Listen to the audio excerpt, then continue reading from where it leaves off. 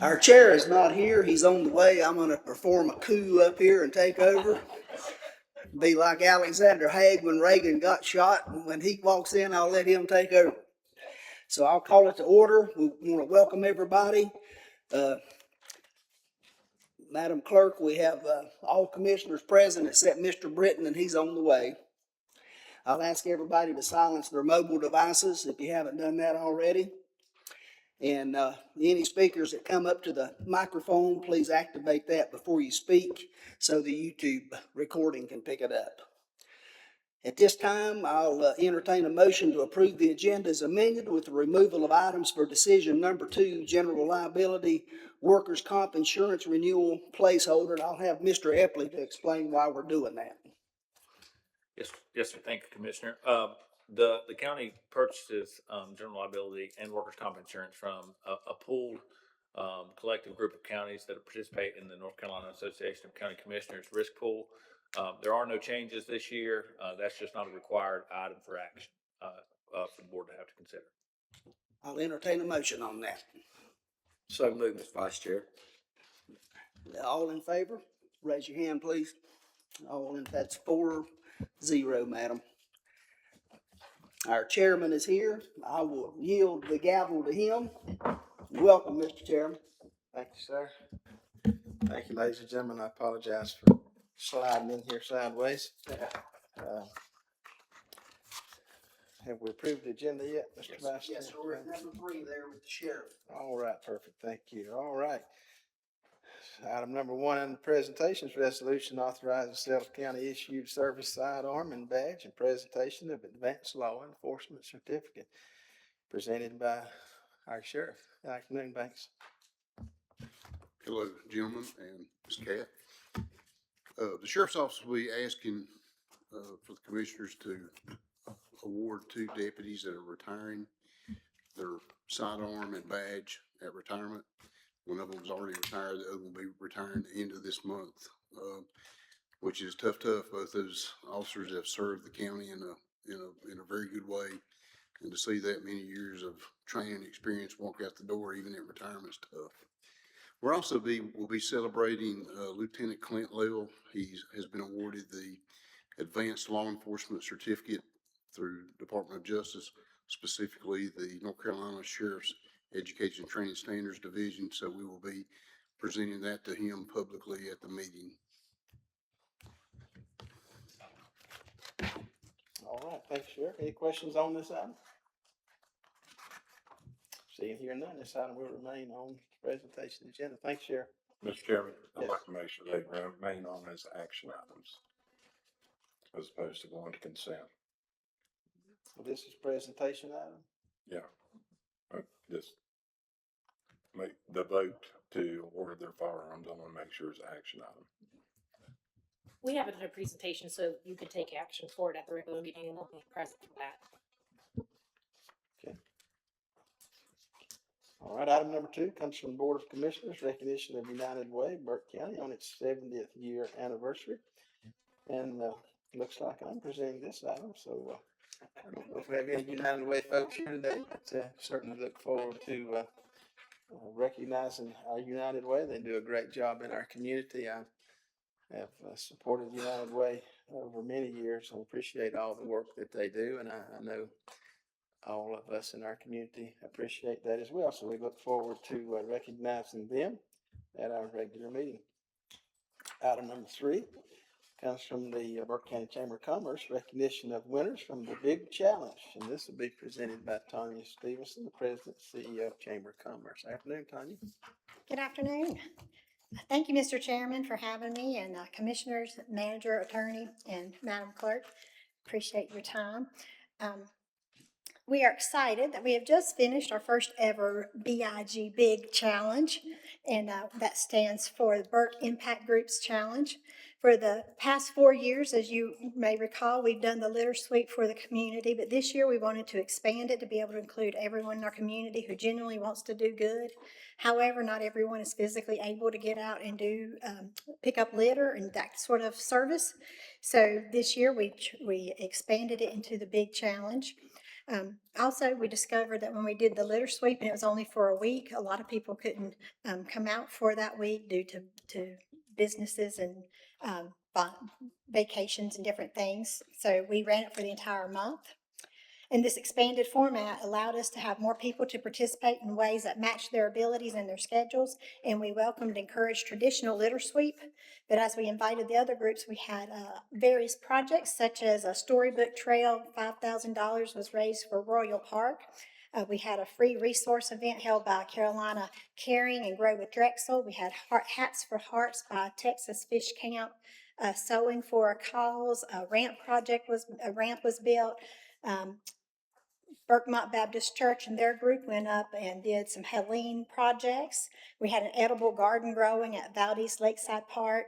We had a habitat build, and 9 groups went out and did litter sweeps. So we are excited. Tomorrow evening, we are going to be celebrating the big challenge at our business after hours. I invite you all to, if you're available. It'll be held from 4 to 6 out at Murphy's Farm Apartments. We'll have food and drinks there and several of the nonprofits who benefited from the challenge. And we're going to be presenting the following awards. We've got a Keep Burke Beautiful Award, which will be awarded to the team whose most efforts went above and beyond in cleaning up our community and preserving the beauty of Burke County, which is our Litter Sweep Award. We'll have the Visionary Award, which is awarded to the team that demonstrated outstanding creativity by turning bold and creative ideas into meaningful impact for this community. And we'll have the Impact and Action Award, which is awarded to the team that showed the most exceptional dedication by completing the highest number of projects and turning plans into action. And we'll have the Burke Impact Award awarded to the team whose efforts made the greatest difference by reaching and impacting the most people in our community. So we're excited to give those awards, and I look forward at your regular meeting to give you those names and present those people to you. But as of now, that's the awards that we're going to be presenting. So again, I invite you all to come join us tomorrow night if you can, 4 to 6 at Murphy's Farm Apartments. The goal of the big challenge was simple, was to give everyone in the county the opportunity to make a difference and ensure that every act of service, large or small, is seen, valued, and celebrated. So we are excited about the broader reach that this initiative has afforded our community. I thank you all for your support, continuing with the Litter Sweep piece and proclaiming April as the big challenge month, and all that you do to support our community. So it's exciting that we can do big things together. So thank you for your time. All right, thank you, Tanya. Appreciate all the good work. Appreciate the cleanup in our community. Any questions for Tanya on this item? All right, seeing here none, this item will remain on the presentation agenda. This brings us to scheduled public hearings this afternoon. Item number 4, first one on the public hearing agenda. It comes from Community Development, ZMA 2026-01 at 3637 Miller Bridge Road, Conley Springs. Zoning map amendment public hearing. This will be presented by Patrick Dickinson, our planner. Afternoon, Patrick. Good afternoon, Chairman. Thank you, Board. Community Development is requesting a public hearing for ZMA 2026-01. As the Chairman just mentioned, that is for the address of 3637 Miller Bridge Road. This is dealing with the Chestnut Springs development projects. Many of you may be familiar with. That was the MOU that was signed that was phasing development due to the Indian Hills sewer constraints. They are requesting to rezone from industrial to a community master plan through the planned residential mixed-use zoning. And are there any other questions for me at this time? Any questions for Patrick? All right, seeing here none, this item will remain on the public hearing agenda. Thank you, Patrick. Thank you. Coming from our county manager, Valdez Bluffs Development Agreement, public hearing. Also, Mr. Manager. Thank you, Mr. Chairman. A project that we've talked about a couple times. We dove into really the details of the development agreement at your last meeting and at the May meeting, asking the board, as is required by 160D, to schedule and hold a public hearing. And then that will be the final consideration before that project is approved. And again, the town of Valdez is following on a parallel track. So happy to answer any questions you all may have. All right, any questions for our manager on this? All right, seeing here none, this item will remain on the scheduled public hearing agenda. Brings us to item 5 of our agenda, agenda items. The first item comes from BDI, Economic Development Update. This will be presented today by Brandon Roop, our President and CEO of BDI. Afternoon, Brandon. Doing good.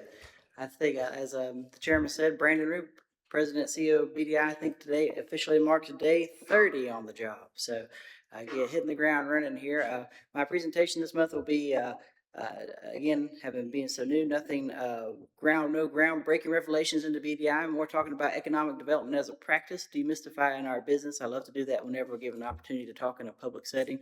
And then we will to discuss some overall market trends at a state level and some market trends at the local level that we are seeing. So we'll provide some insight as to types of projects we're seeing here locally. So, Questions for Brandon?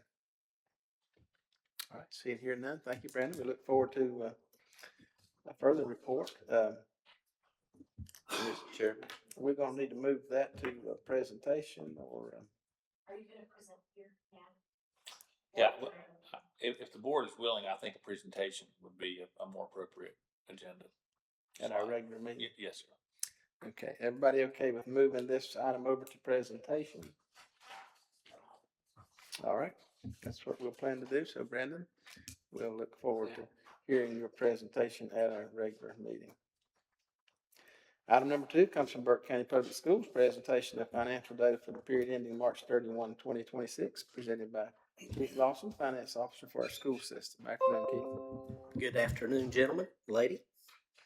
I stand before you this afternoon to present the third quarter or March year-to-date financial results for Burke County Public Schools. On the slide, there's quite a few footnotes. I'm not going to read those off. This is a format you're all familiar with. I'll be brief, but certainly more than happy to entertain any questions you may have. As usual, the first 2 columns are our annualized anticipated revenues by funding source. Our next 2 columns, which I'll concentrate on, are our March year-to-date results. As you can see in state fundings, which is the lion's share of our funds, our spend is down 4.2%. Now, don't misunderstand that reduction of $3.1 million. Public schools in the state of North Carolina have a unique way of receiving funding, and one of that is in months of employment and positions rather than dollars. Of those months of employment and positions allotted to Burke County Public Schools, about 51 million of this anticipated 98 million is made up of that. So in other words, we have 493 teaching positions allotted to Burke County Public Schools. It doesn't matter if we're paying a $41,000 beginning teacher from that allotment category or a $60,000 teacher, the state gives us those funds. So when I look at our actual realized savings, I have to take those things into account and factor that into the equation. So of the $3.1 million reduction reflected here, about $2 million of that is school dollars. Next, we have our federal funds. As you can see, again, we're down 4.1%. That's just simply a reduction to meet falling or declining revenues. Next, we have our local funds up 1.3%. And that, of course, is the funds that you all provide the school system. And we appreciate your increased funding and support of the schools for the 25-26 year. Next, charter schools, again, funds that are provided by you, allocated to Burke County Public Schools, and then we in turn pay the charter schools for those students that attend those schools that reside in Burke County. Next, we have our fines and forfeitures, which you all are the pass-through agent of those to us, the school system. Our receivables, which is receivables from the school system, very, very minor in the scheme of things here. And then our special revenue funds, that consists primarily of Medicaid reimbursements to Exceptional Children Program services, as well as our pre-K tuition programs, and then all federal, state, and local grants not administered through the Department of Public Instruction. As you can see, bottom line, we're down about $4.5 million in spend, or 4.4%. Again, only about 2 of that 3.1 of the state funds, so it's not quite that much. But I just want to caution and say that We're not saving this money. We're meeting declining revenues. So we have made reductions in our spending in order to meet the revenues available. Next, on slide 2, just a little more detail. We have the local funding specific with our regular instructional services, you know, the funding that you all provide us broken down by those particular services. What I will point out is the line 4XXX revenues under expenditures. And if you go to the far right, you see a number of $676,450. Just to give you an idea of the overall health of the school system, we spend federal, state revenues first, local last. Local sort of our stopgap. And this one number really is an indicator of our overall health. At this time last year, we were $321,000 positive revenues to expenditures. And at this point, this year, we're 676. So we're performing a little ahead of last year's trend. So all of our expenditure reductions, I feel we very successfully have met those declining revenues. So with that, I'll be happy to entertain any questions. All right, thank you, Keith. Any questions for Keith? Keith, is there still any conversation about special revenue funds and sharing those, or is that something that's gone? That seems to have, these last couple of years, fallen by the wayside. It kind of lost its traction during the COVID years with other areas of focus, and I haven't heard that that's been brought back to the table at this point. If you ever hear that, let me know. Absolutely. And the other question I have is, how many students is the state allotment now for? How many students do you have to have for an AP position? Is it still 750? For an Assistant principal. it's not 96.5 children per month. Okay. So it takes 965 kids to receive an allotment for one 10-month assistant principal. So far short of what's needed, obviously. And what about school nurses? Is there a recommended? The recommended ratio is 1 to 750. During COVID, we ramped all the way up to 25 to have one per school. Post-COVID, we dialed that back. We hired several nursing positions only during COVID and while we had those funds. Our target was 18, but with the declining revenues of state and federal of this year and projected for next year, we've dialed that back to 15. And we're actually at 14 with one position ready to post. So we'll be back to our pre-COVID nursing numbers. Still gets us right at the state recommended ratio, but certainly not where we would love to be, which would be one per school if funding was available for that. Right, so elementary schools are still pretty much sharing. Yes, sir.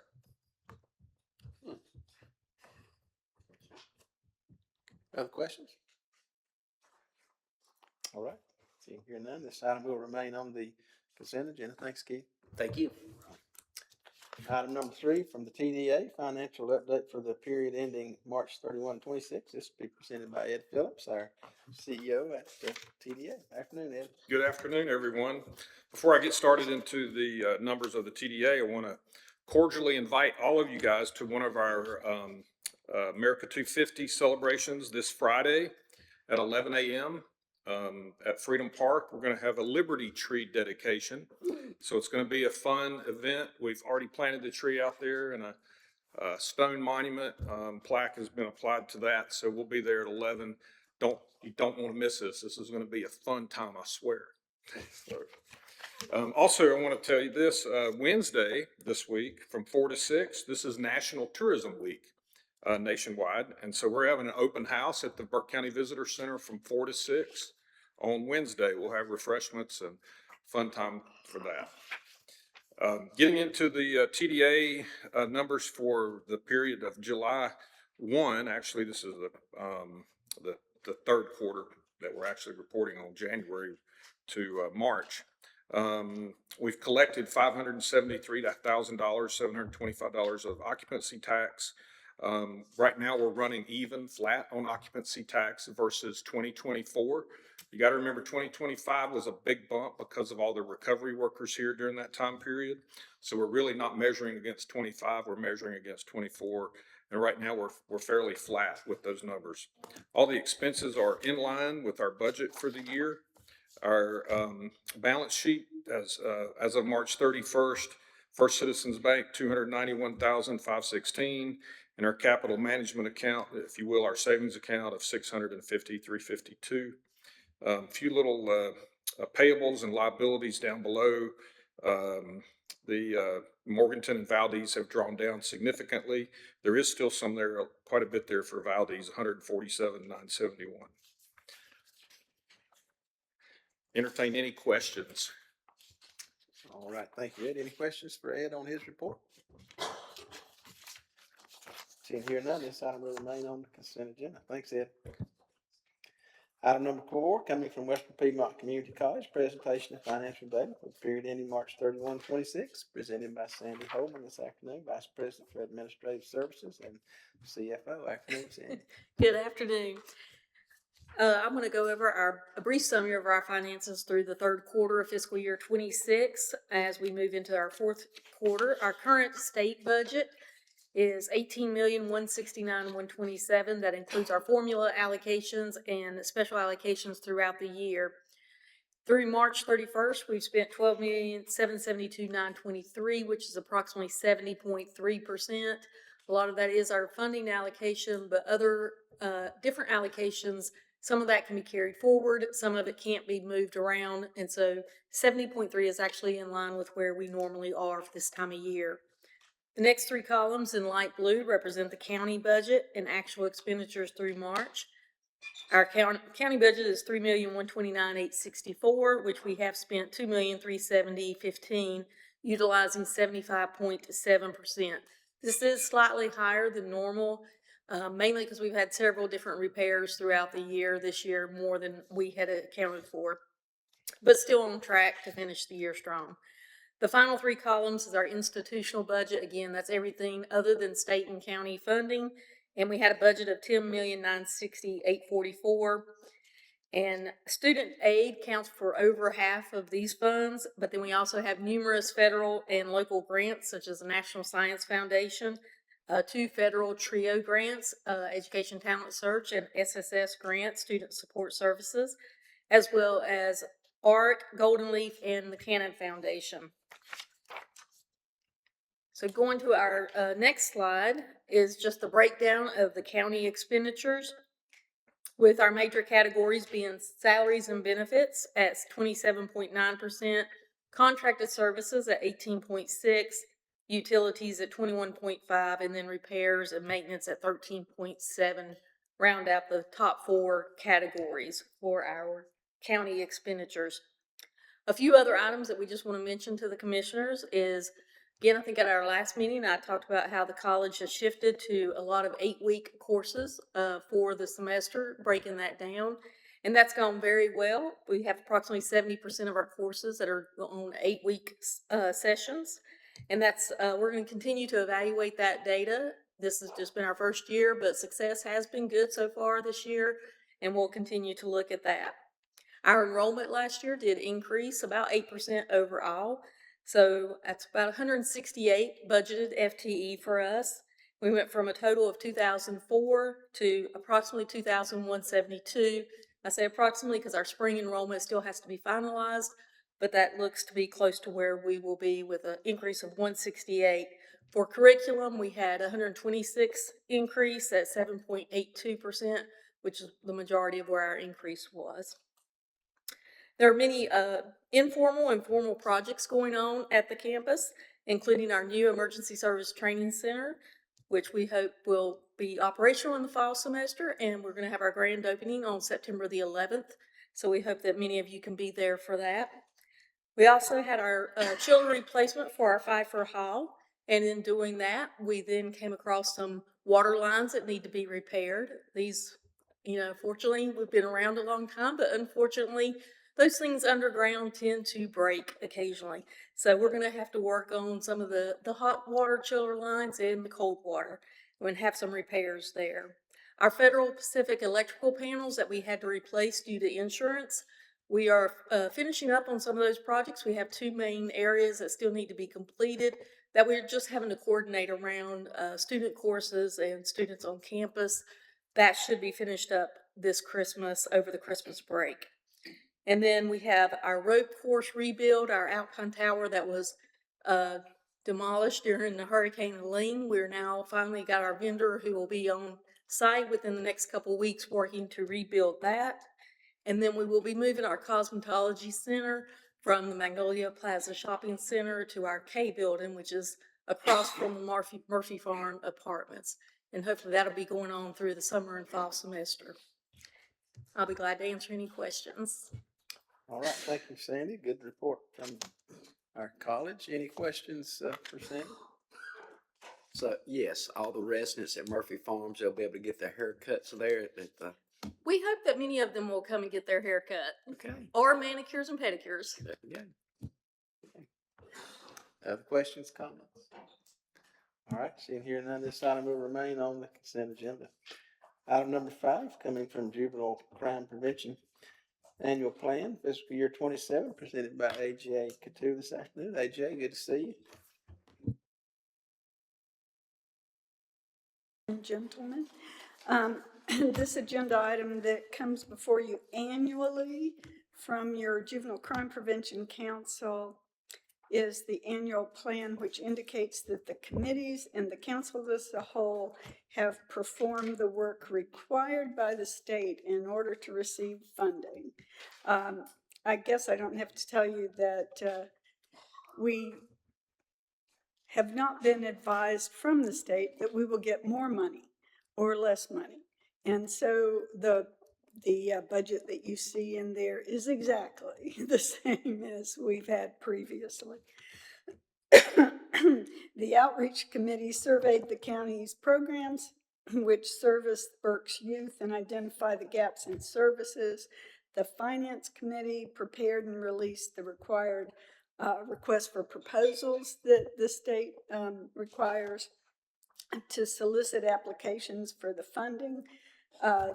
They also vetted all the applications that came before them as the state rules require. The council also made their recommendations to, the finance committee made the recommendations to the council, and that was approved. That's what's in your annual plan. Over these past years, the programs funded have supported the juvenile court counselors and actively reduced the number of youth that have been drawn into the court system, which of course is the main objective. We can show that by the decline in their population and in the diversion from juvenile court, from the detention centers and the jails, which of course you guys are very interested in.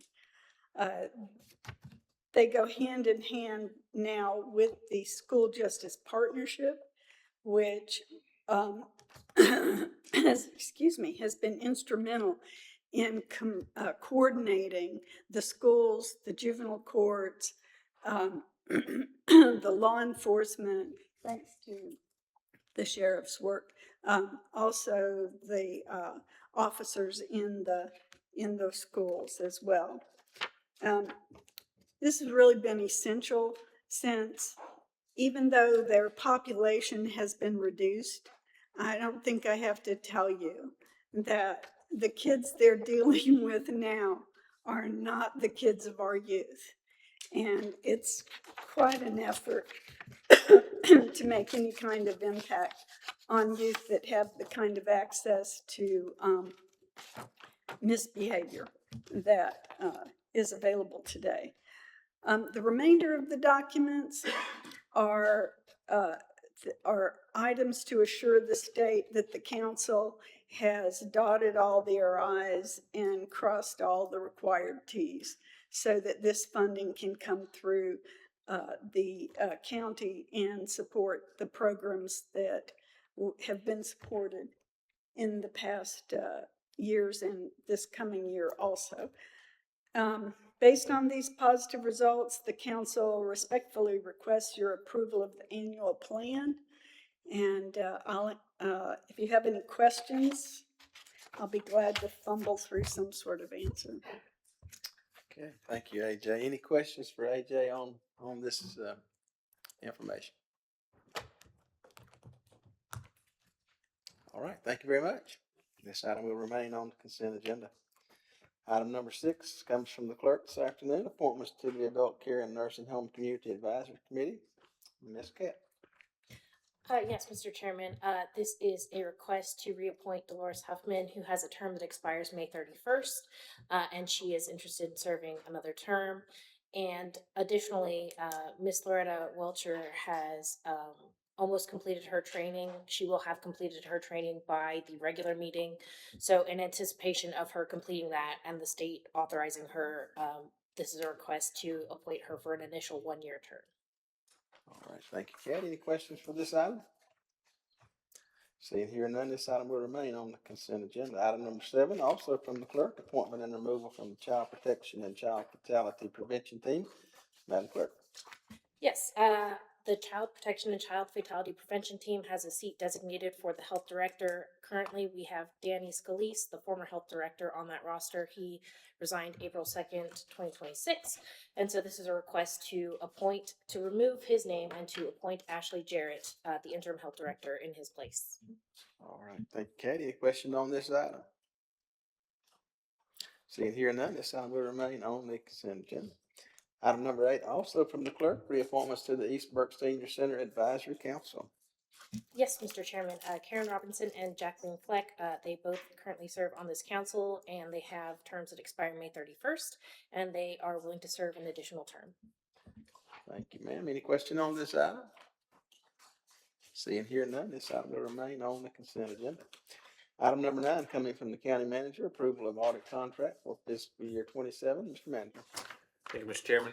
Included in your packet is consideration annually, as the board is accustomed to doing, to approving your annual audit contract as required by the Fiscal Control Act. The recommendation is to continue with Thompson Price Scott Adams. This will be our 3rd year with them as our external CPA auditor. The contract proposal is for $51,500. It's a $2,000 increase from last year. And asking the board to consider that on the consent agenda. All right, thank you, sir. Any question on this item?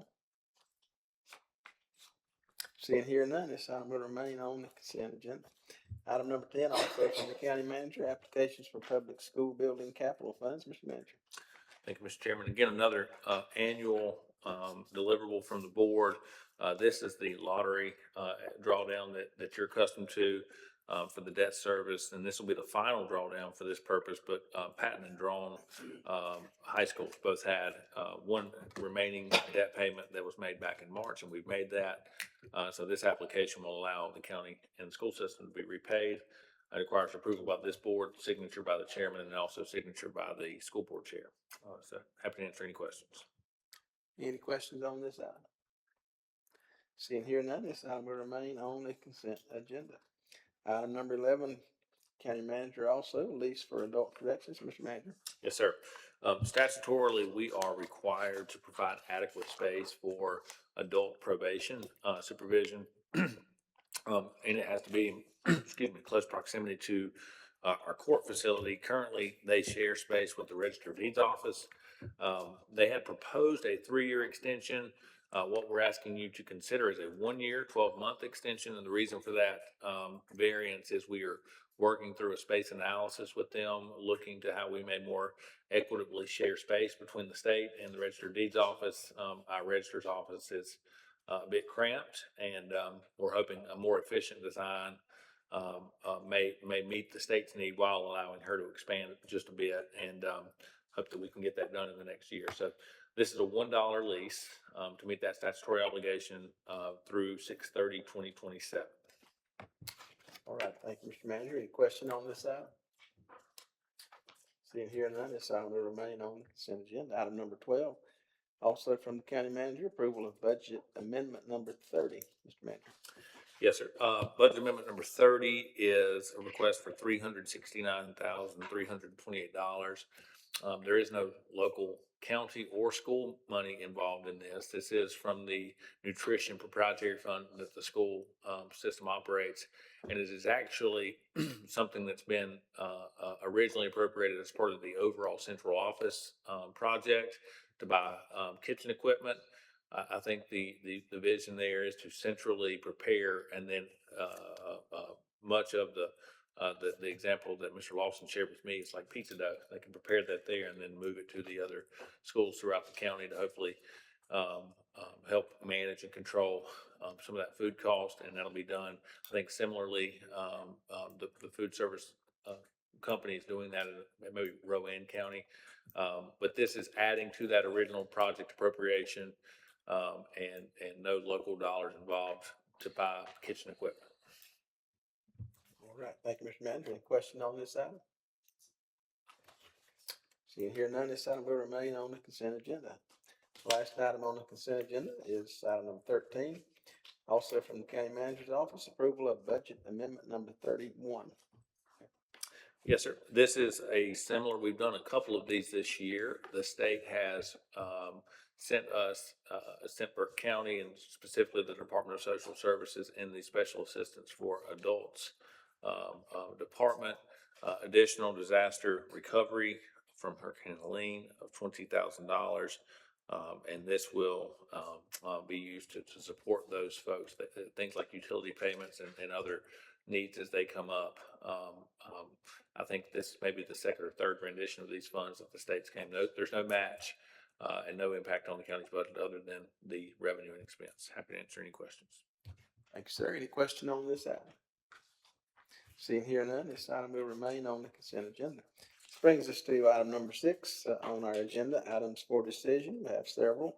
First one comes from our clerk, appointments, reappointments, and removals to the LEPC. Madam Clerk. Yes, Mr. Chairman, this one's got a lot of moving parts, so I'll try and make it simple, concise, and clear. We have several members with terms that expire January 31st, and they've been working on updating bylaws and overhauling their structure, so we held off on reappointments for those. Just to clarify, the roster has been updated to clarify that seat number 16 is actually an at-large seat. This is consistent with board action that was taken January 2020 to actually add that seat to the board, and the staff designation was actually the initial appointee, their job, and so that accidentally got added to the roster as a SAFT seat when it should not have. So Alan Glines has retired, Springs William has also retired, so their removals are requested. Damon Pollard from the NC Cooperative Extension, he's the agricultural extension agent, he's the recommended replacement for seat 13.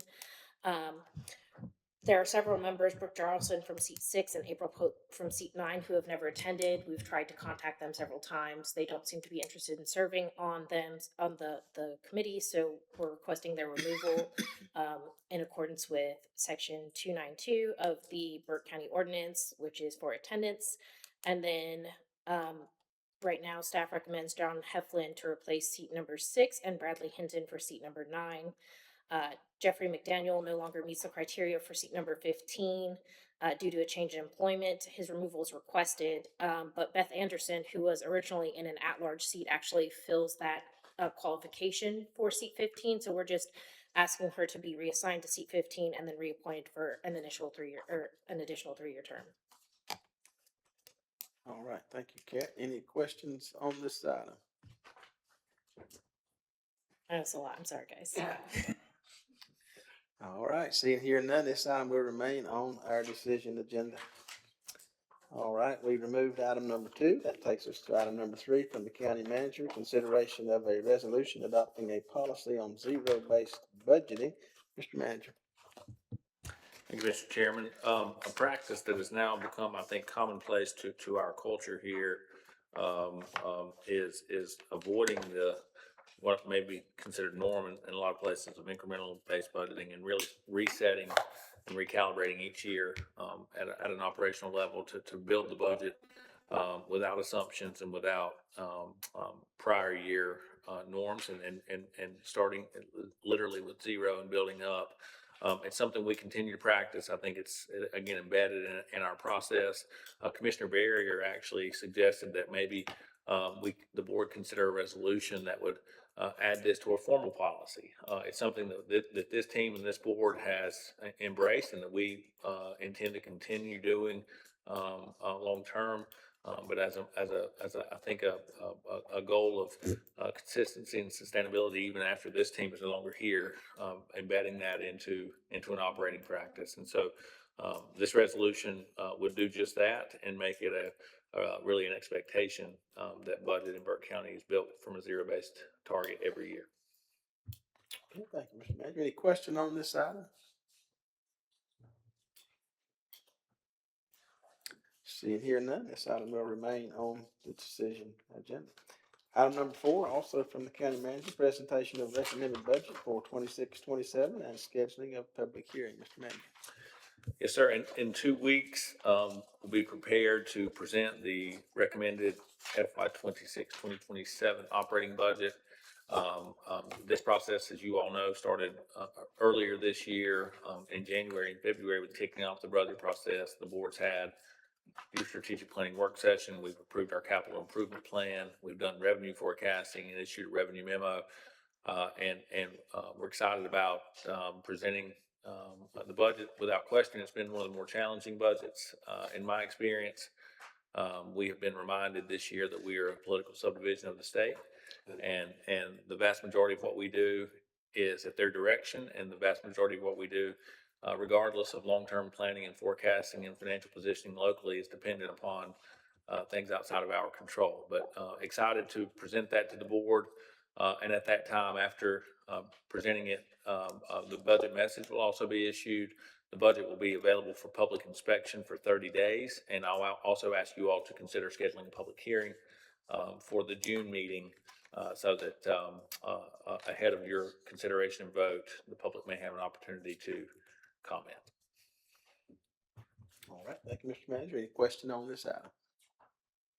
Seeing here none, this item will remain on the decision agenda. Item number 5 comes from the tax department, tax collection report for period ending April 30th, 2026. This will be presented by Namrita Nelson. Good afternoon, Ms. Nelson. Good afternoon. The tax collection and also the tax refund release report are placeholders for right now. We will have the numbers for the regular meeting. All right, thank you. Any question on this item? Seeing here none, items 5 and 6 will remain on the decision agenda. Thank you. Thank you. All right, item 7, reports and comments. I'll remind you to get your any reports that need to come to the agenda to our clerk as soon as you can for inclusion in the agenda packet. Mr. Ed's already reminded us of the Liberty Tree dedication at Freedom on Friday at 11 a.m. If you can attend that, we encourage you to do so. Our regular meeting is not April the 18th, is it? It would be May the 18th at 6 o'clock. Again, we remind and ask youth that might like to come and provide our Pledge of Allegiance to please sign up and do that.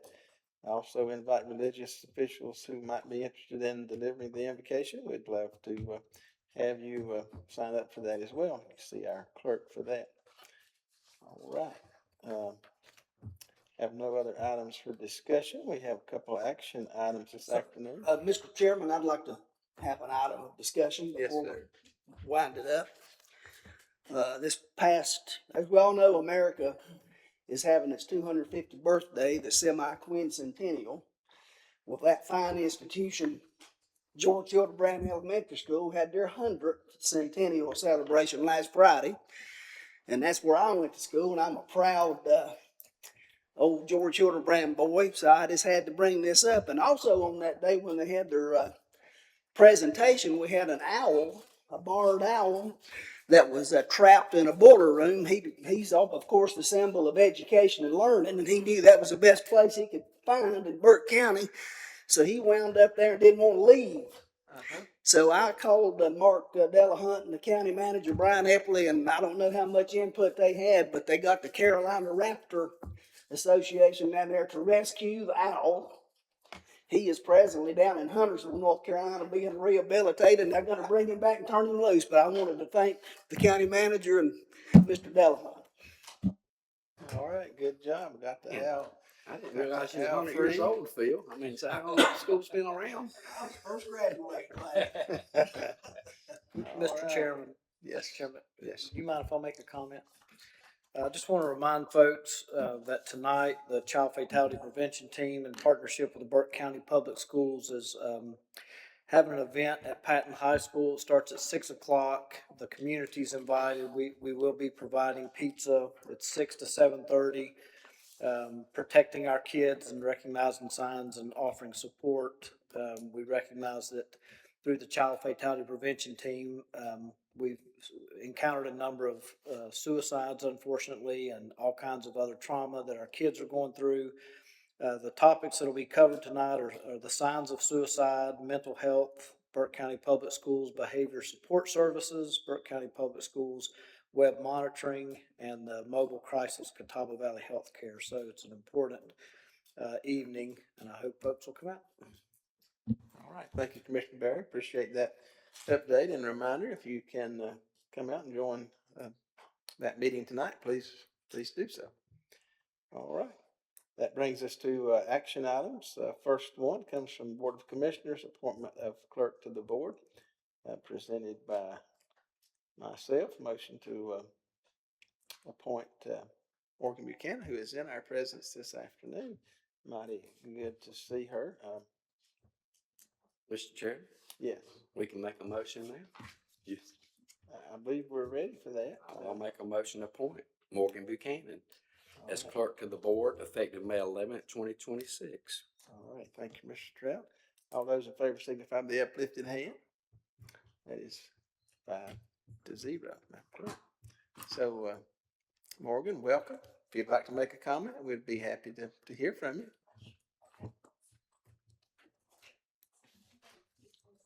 There you go. You got it. Good afternoon, gentlemen, clerk in Burke County.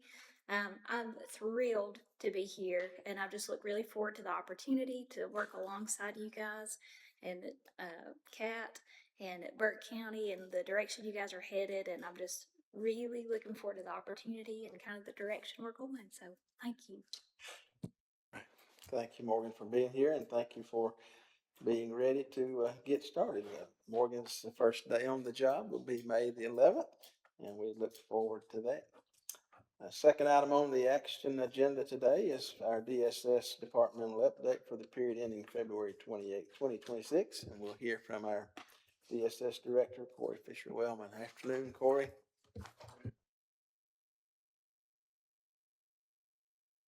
You guys are doing well. All right, we'll run through this real quick. So just a personnel update. This would be, actually this is March, but it says February, so I apologize about that. But when this was done, we had 10 openings, which represents, again, a 5% vacancy rate. We've talked a lot about 5% and below, or 5% or below in DSS is really good. And actually, when I checked right before I left, if you take away positions that we have conditional offers on, we have 8 openings, so that's a 4% vacancy rate, so even better than 5%. So again, I think we're moving in the right direction. You can see there during the month, again, I believe this was March, there was 3 separations and 9 hirings. One of them was part-time, so 8 full-time hirings and 3 separations. So a positive gain of 5. That's a good month. So again, lots of hard work. Mark's HR team, our staff, continue to work hard to recruit and retain our staff. So I think you can see that paying off. And then just moving into some of our operational reports. We mention this every time, just 'cause I think it's important. Continuing to meet our MOU measures. When it comes to economic services, in terms of MOU, I'm on an MOU work group with DHHS, and we're working on getting the new MOU sent out to you guys. It should be out. I think it should be emailed out in the next week or so. So you guys will have that through. I don't think any of the measures are changing. It's just That's to be done every year. So that's coming. In terms of Medicaid, continue to see that we're still doing about 500 applications a month. That's been consistent for the last several months. Obviously, that's keeping our staff busy. The same in food and nutrition, where we're doing over 500 applications and over 500 recertifications each month, which equates to about $1.6 million in benefits that goes out into the community each month through food and nutrition services. In terms of our adult services data, we currently have 75 wards that we are the guardian of, with an additional 17 contracted through a third party. That number has been going up in the last several. Been going up for the last several years. It's been going up substantially more recently. Can you just talk briefly about the transition to entitlement versus kind of being a ceiling-based program? I'll frame it that way, and when that changed. For SA and home? Yes. Sure. Let me mention one more thing about the wards. I think one of the reasons why our wards, historically, when you think about wards, they're normally older folks who, maybe their families have died. There's no one else to serve in that role. So someone becomes our guardian. They're, 75 or 80 years old. We have that person in our guardianship for a short amount of time. I think what we've been seeing over the last several years is we've become the guardian over. Like, we just had 2 young people that aged out of foster care, so 18-year-olds who needed a guardian. So those are people that are 18 years old that we are the guardian of. So they could live 60, 70 more years. We have a number of 20 and 30-year-olds who are our ward that. So I think that has a lot to do. I don't know that the number coming in is any higher. I just think they're not going out on the back end as quickly because we're getting people under our care at a much younger age, and the work involved in having a ward who's 20 or 30 who has significant mental health or substance abuse issues, trying to find placement for that person versus a 75-year-old who's in need of assisted living. Like the workload is significant, and I think that we will likely continue to see those numbers going up. The SA in-home, our active cases is 60. What Brian was mentioning is that up until, I believe last year was the first year, you were able to have a wait list for SA in-home. So if you based on your staffing capacity, you could serve 40 people. And then anybody that came in, the 41st person could go on a waiting list on down until a spot opened up. You could move that person in, up the list and start serving them. But beginning last year, the SA in-home became an entitlement, and you could no longer have a waiting list. So you were basically, if people come in, no matter how many they are, no matter what your staffing numbers are, you have to serve those people, and that's why you see, or we have 60 active cases, and one full-time person who does that is their only job. I think some people help out, but you can see, obviously, they're well sort of beyond what the state recommends as a caseload.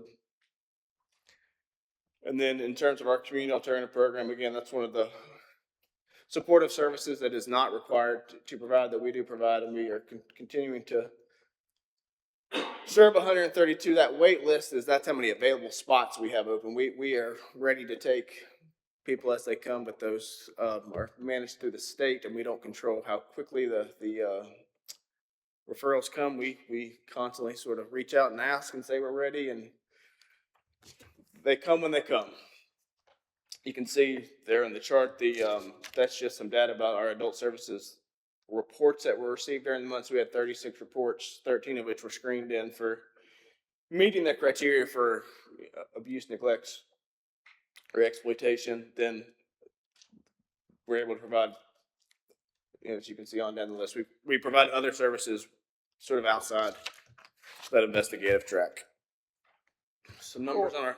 Corey, remind us what the community alternatives program consists of. It's basically a service-based program. The point of it is to help individuals stay in their home, stay in the community versus needing to be in some sort of facility. The idea is that it's cheaper to keep someone, to provide services to keep them in their home versus having to put them in a facility. So it can be equipment or supplies to make their house accessible, all sorts of things that just allows a person to be in their house versus having to move into a facility. It's a Medicaid-based program. CPS reports, you can see there the the spike in September, and I think historically CPS reports trend down, and I think they'll continue to trend down through the summer, and they'll spike back up when people go to school. So you can see there that as of September was our peak, half or almost through the month of April, we had 52 screen-ins for the month. What do you want to mention? Well, I'll mention it here.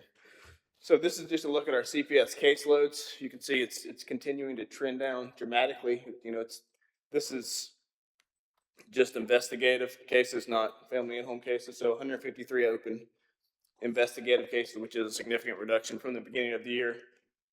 I think one thing that sort of goes along with CPS's reports is when we screen a report, there's 3 different ways. It can be either an immediate response time, a 24-hour response time, or a 72-hour response time.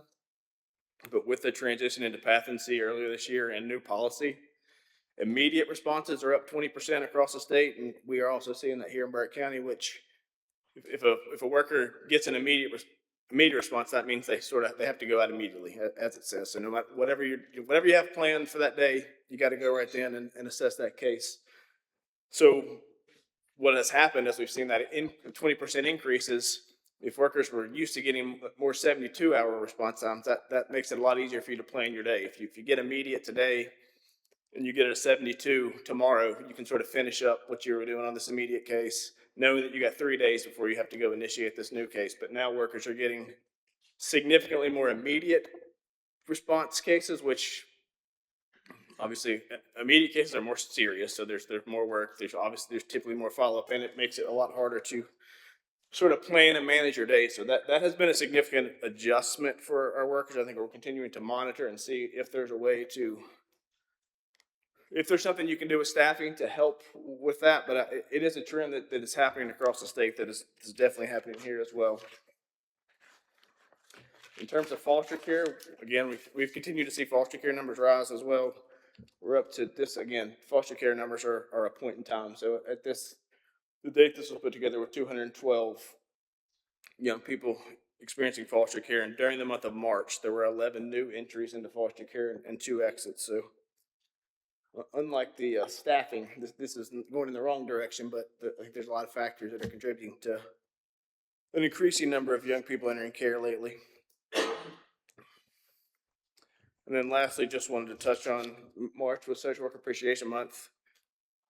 We did a number of things throughout the month. Individual teams did stuff to recognize their teams. We did a few agency-wide things. Commissioner Barrier delivered donuts for all staff, not just social workers. So that was very much appreciated. So just wanted to highlight that. And then also point out Economic Services Appreciation Month is not a real thing, but we started doing it here in May 4 or 5 years ago. So this is Economic Services Appreciation Month. So we'll be doing some of those same things for our Economic Services staff this month. Happy to answer any questions you guys have. What is the youngest child that you have right now in your care? Oh, I'm sure there. The reason I'm I sure asked, it's days. Yeah, I was over there the other day, and this fella, I'm sure he was a social worker, was bringing Oh, there's one a in. tiny, It looked yeah, like somebody it was wasn't carrying a week tiny, old. tiny baby today. Yeah.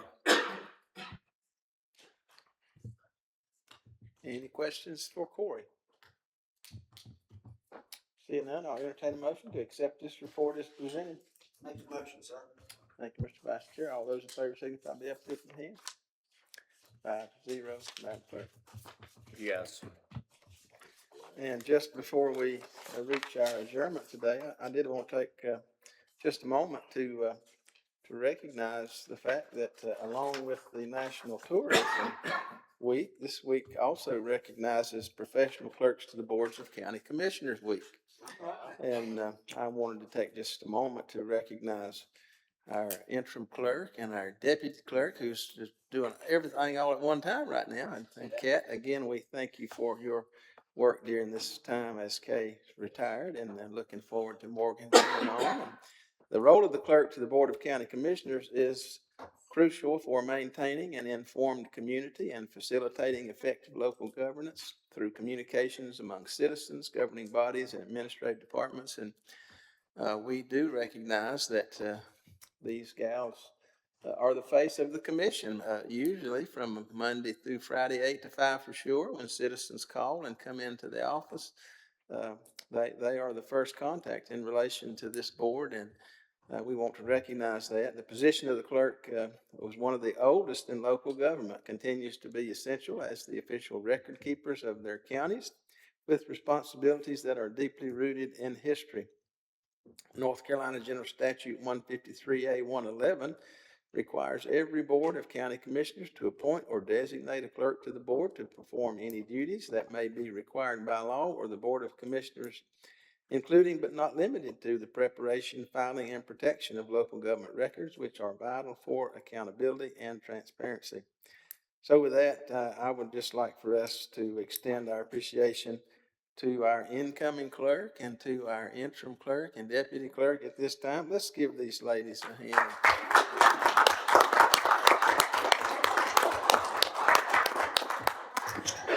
Mr. Chair, and I'm sure Emma and Kat can verify that most of the calls they get, people are just as sweet as they can be and don't have hardly any troubles at all, just calling to thank everybody. I'm sure. And, well, my delay in coming was dealing with a grumbler today, so so that does happen from time to time. So not a county grumbler, but I appreciate, again, ladies, thank you for all that you do for us, and we do recognize and appreciate you during this special week. So, gentlemen, with that, I will entertain a motion to adjourn. Mr. Chairman, this will be my first motion of the meeting. I make a motion to adjourn. All right, all those in favor signify by the uplifted hand, 5-0. Madam Clerk, thank you for being here. Appreciate your attendance here today.